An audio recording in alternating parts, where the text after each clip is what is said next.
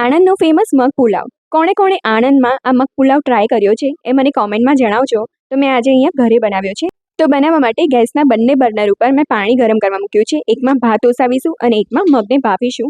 બંનેમાં એકદમ થોડું મીઠું ઉમેરવાનું છે. પાણી જેવું ઉકળવાનું સ્ટાર્ટ થાય એમાં મગ ઉમેરવાના છે. મગને મેં 4 થી 5 કલાક માટે પલાળી રાખ્યા હતા. મગને ખાલી 1 થી 2 મિનિટ માટે જ બાફીને કાઢી લેવાના છે.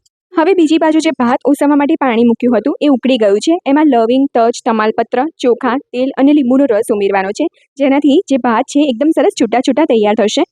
હવે ચોખા 70 થી 80% જેટલા ચડી જાય એટલે એનું પાણી અલગ કરી દઈશું અને એક થાળીમાં આ રીતે ફેલાવી દેવાના છે. હવે પુલાવમાં ઉમેરવા માટે એક મસ્ત લાલ ચટણી બનાવવાની છે. એના માટે મિક્સર જારમાં લસણ, કાશ્મીરી લાલ મરચું અને પાણી ઉમેરીને ક્રશ કરી લેવાનું છે. હવે પુલાવના વઘાર માટે કડાઈમાં તેલ મૂકીશું. ગરમ થાય એટલે લીલું મરચું અને સમારેલી ડુંગળીને સાંતળી લેવાની છે. ઝીણા સમારેલા કેપ્સિકમ, સમારેલી કોબીજ અને સમારેલા ટામેટા ઉમેરીને 1 થી 2 મિનિટ માટે મીડિયમ ફ્લેમ ઉપર સોતે કરી લઈશું. હવે મસાલામાં લાલ મરચું, ધાણા જીરું, હળદર, પાઉંભાજી મસાલો, ગરમ મસાલો અને બનાવેલી લાલ ચટણી ઉમેરવાની છે. એકદમ થોડું પાણી ઉમેરવાનું છે જેથી મસાલા બળી ન જાય. હવે મસાલામાંથી તેલ છૂટું પડવાનું સ્ટાર્ટ થાય એટલે ઓસાવેલો ભાત અને રાંધેલા મગ ઉમેરી દઈશું. બરાબર મિક્સ કરીને સ્વાદ પ્રમાણે મીઠું ઉમેરવાનું છે.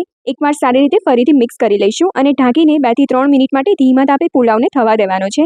છેલ્લે એમાં સમારેલી કોથમીર ઉમેરીશું અને ગરમા ગરમ સર્વ કરીશું.